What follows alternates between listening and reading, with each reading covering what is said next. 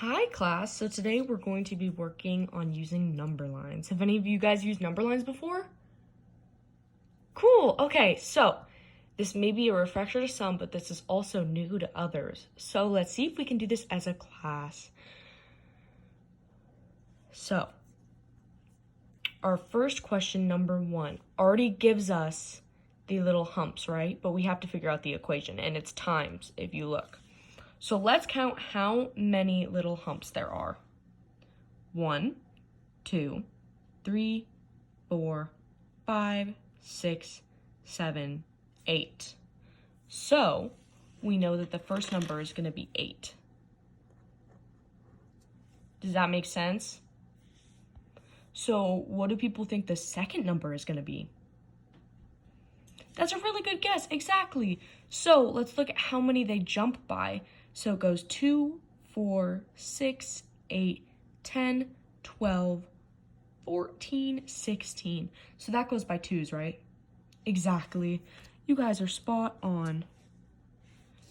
So does anybody know what that equals?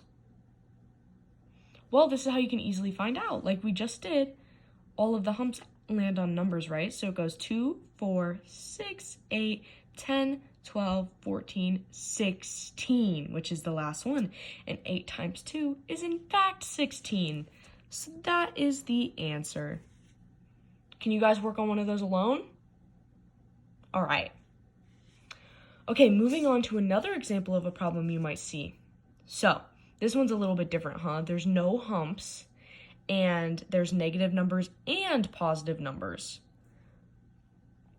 And we're also already given an equation. We just have to figure out what it equals and do the humps.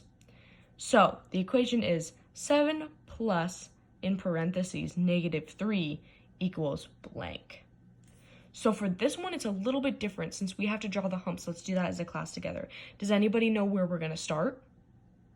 Correct, we're going to start on 7 because that's our first number, right? So we're plussing negative 3. So on this one, how we went forwards, because it was a positive inclination, this one's a negative inclination, right?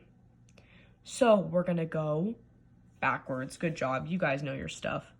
So since we're just subtracting 3, and I say that because we're adding 3, but since it's a negative, it has to go in the negative direction, right?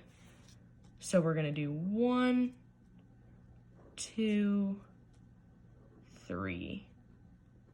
So what does that point to? Yep, it points to 4. That makes sense, right? Because we have 7 and we're adding, but it's a negative number. 7 plus a negative number will always be smaller than 7 because you're adding a number that goes in the opposite direction to the left.